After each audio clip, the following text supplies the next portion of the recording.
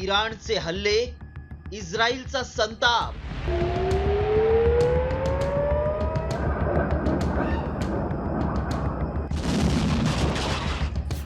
इराणी अणुशास्त्रज्ञ मोसादच्या निशाण्यावर।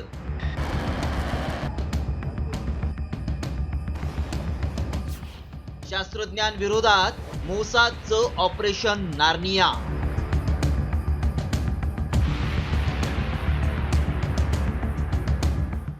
मोसाद जगातली सगळ्यात खतरनाक गुप्तहेर संघटना।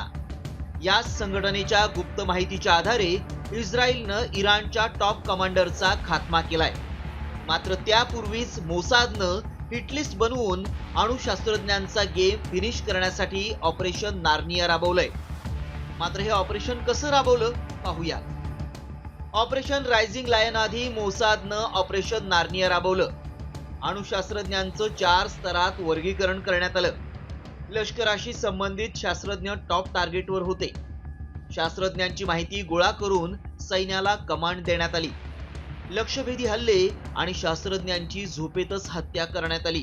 याच ऑपरेशन नार्नियाच्या माध्यमातून फेरेयुद्दीन अब्बासी, मोहम्मद महदी, अकबर मतलाली, सईद बेराजी, आमिर हसन यांच्यासह 9 अणुशास्त्रज्ञांचा खात्मा करण्यात आला। मोसादच्या या ऑपरेशन नंतरच इस्रायलनं थेट ऑपरेशन रायझिंग लायन राबवून इराणच्या अणुकेंद्रांवर हल्ले करत युद्धाला तोंड फोडलं।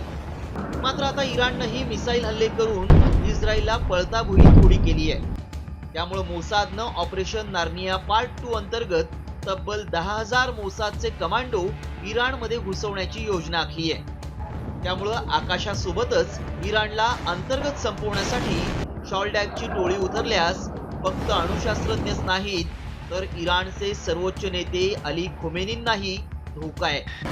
त्यामुळे मोसादनं अचूक राबवलेलं ऑपरेशन नार्निया सगळ्याच अणुशास्त्रज्ञांना संपवण्यात यशस्वी होणार का याची चर्चा रंगली आहे। रिपोर्ट साम टीव्ही न्यूज।